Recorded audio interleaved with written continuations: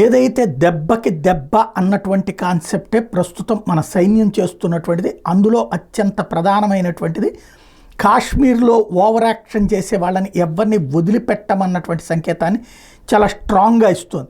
మొన్న ఈ మధ్యన ఒక నెల క్రితం కరెక్ట్గా జమ్మూ కాశ్మీర్లోని గందర్బాల్ ప్రాంతంలో ఒకసారి మనం గుర్తెచ్చుకుంటే ఆ వీడియోలు రెగ్యులర్గా ఫాలో అయ్యే వాళ్ళకి ఉదయాన్నే ఆ వీడియోని కూడా హైలైట్ చేశాను నేను. వలస కార్మికుల్ని చంపారు. ఇతర ప్రాంతాల నుంచి అక్కడికి వచ్చేటటువంటి వాళ్ళని అక్కడ చంపేస్తే, అంటే లోకల్ కాశ్మీరీలు తప్పించి బయట వాళ్ళు ఉంటే చంపేస్తామన్న సంకేతం ఇచ్చారు.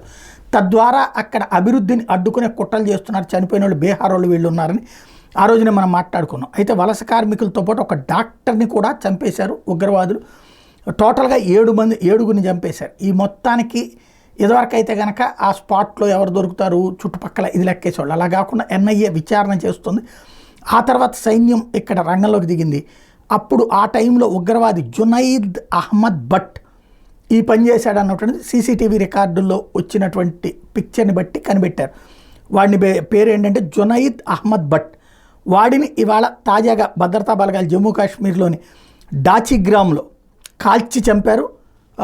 అంటే ఎక్కడదక్కడ వదిలేయడం కాకుండా వేటాడి చంపుతాం అన్నటువంటిది, దెబ్బకి దెబ్బతీస్తాం అన్నటువంటి సంకేతాన్ని ఇచ్చినట్టయింది.